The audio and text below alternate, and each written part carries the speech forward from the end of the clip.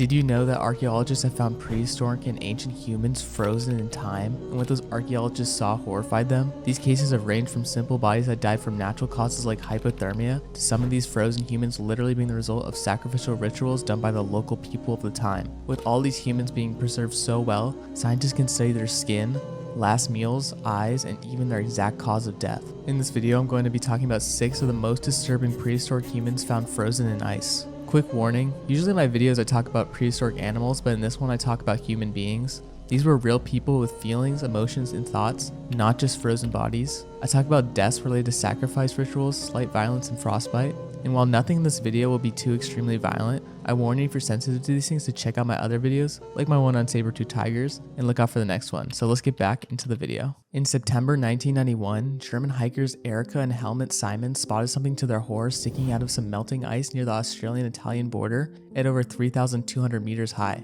What they found was a literal corpse in the snow. At first, the hikers just assumed it was a modern mountaineering-related accident.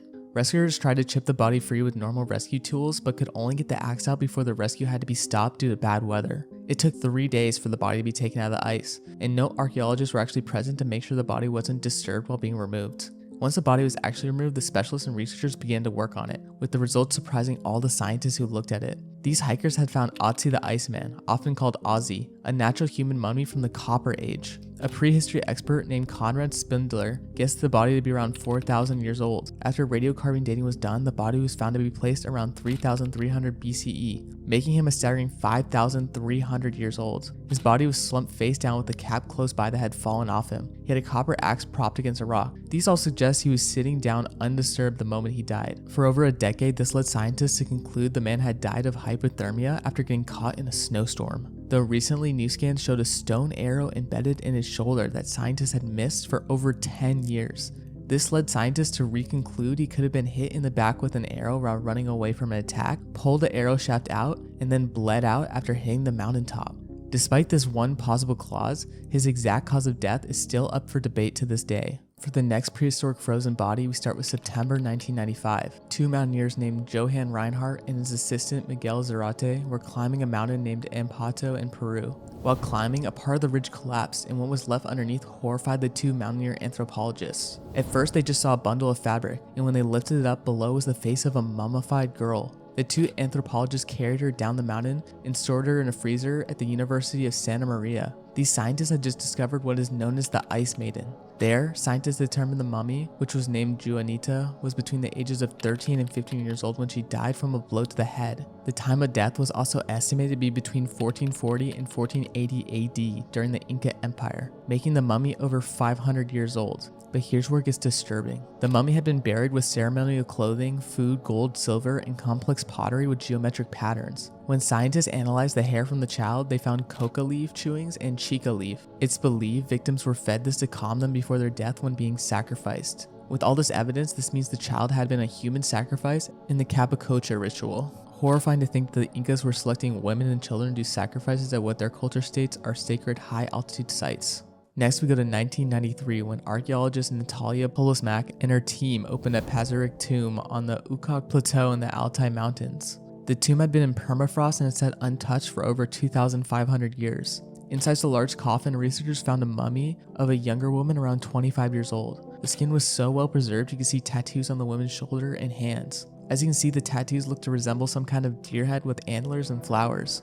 And here's where it gets even stranger. The tomb she was found in had 6 horse heads, with each of their heads pointing east, plus other food offerings of horse meat, mutton, dairy products, and coriander. The clothing she wore also pointed to her being a part of the elite status, as her dress was made of silk. With more research, DNA testing showed that she had Caucasian rather than Mongolian ancestry, which points to the complex populations of the Iron Age in Inner Asia. Scientists speculate that she may have been a shaman or religious figure to the people of the time due to this and her elaborate burial. It took researchers until 2014 to determine the cause of death. With modern medical imaging, they analyzed leftover tissue from the permafrost, which led to the belief she had died from breast cancer, though she also had an injured right hip, shoulder, and a blow to the head, which could suggest she fell from her horse due to her weakened state from the cancer, though this is just a very unproven speculation. For the next horrifying case, we start in 1972 when a group of hunters in Greenland stumbled into a shallow cave and abandoned Inuit campsite. To the group's horror, they found multiple mummified bodies that looked like they were in an almost perfect state. The group immediately covered the graves up again and called the authorities. What the authorities found shocked them. In the cave were 6 mummified women stacked on top of each other, then a boy, and then an infant on the very top. Compared to Egypt's mummies, where they're purposely embalmed, these were preserved exclusively due to Greenland's cold and dry climate. Researchers dated the burial to be around 1475 AD, with DNA testing showing the 3 sisters to be 50 years old, the 3 daughters to be between 18 and 30, and the 2 sons to be younger. One of the daughters was thought to have possibly died from a kidney stone or an intestinal obstruction. The other women's causes of death are unknown, while the child and infant show the scariest story. The child sadly was believed to have had Down syndrome and a hip condition called leg-calf-purse disease. Researchers guessed that the child died from an infection due to these conditions weakening its resistance and caused the child to pass away. Lastly, the infant is seen to have been smothered or buried alive alongside his mother's body.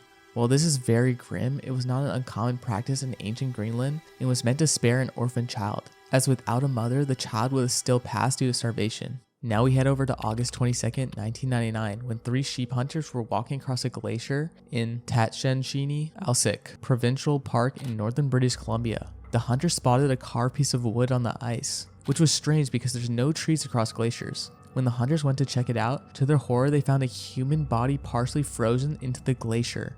Archaeologists immediately went to get the body, and it was named Quade Don Twinchi. The name means long ago person found in the southern Tuchoan language. When archaeologists carbon dated the objects found with them, they estimate his death to be between 300 and 550 years ago, which corresponds to the early Little Ice Age. The man was guessed to be between 18 and 20 years old. When they found him, he had a robe that was stitched from 95 gopher and squirrel skins. They also found him carrying a walking stick, an iron-bladed knife, and a spear thrower.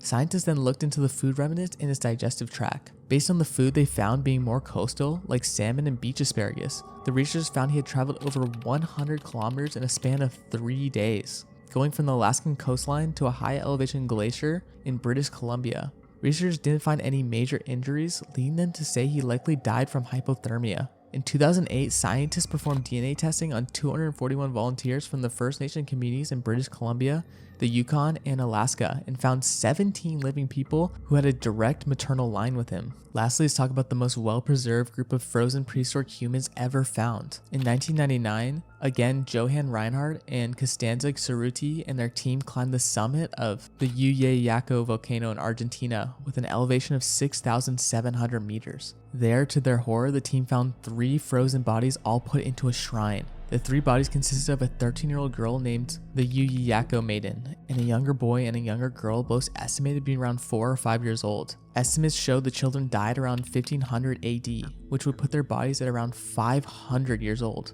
Researchers have described these as the best preserved mummies in the entire world, with some researchers going as far to say that they still look alive, as if they were asleep rather than dead. Chemical testing was done on their hair samples of all 3 children. There, scientists concluded they had consumed alcohol and coca leaves in the months before death. These substances were historically reserved for the Inca elites during specific ritual events. The maiden's coca consumption rose very quickly about a year before her death. In the same time period, the maiden's diet also switched from simple potato-based meals to a diet that had a large variety of meat and maize. This led researchers to conclude that this was probably the point when the maiden was chosen to be sacrificed. In the final weeks, it can also be seen that she ingested large amounts of alcohol.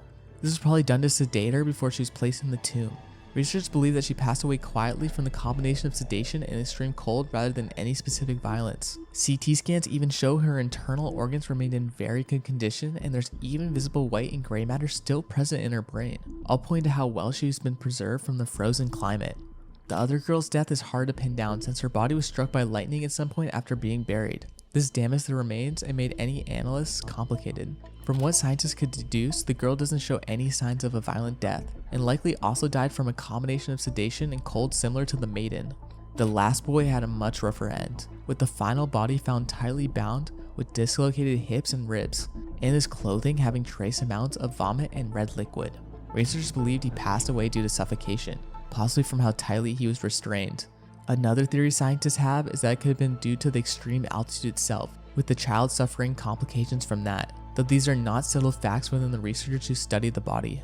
Overall, these are some of the oldest and best preserved humans ever found in ice. From a 5,300-year-old man shot in the back with an arrow to children sacrificed at an extremely high altitude in freezing mountaintops, each of these bodies tell a story that scientists are still piecing together today. It's honestly crazy to think that ice can preserve a person so well that we can still know their last meal, their illnesses, and even their final moments hundreds or thousands of years later. Who knows how many frozen prehistoric humans are still out there waiting to be found as the ice keeps melting around the world. If you enjoyed this video, check out my other ones on prehistoric animals and let me know in the comments which one of these cases disturbed you the most.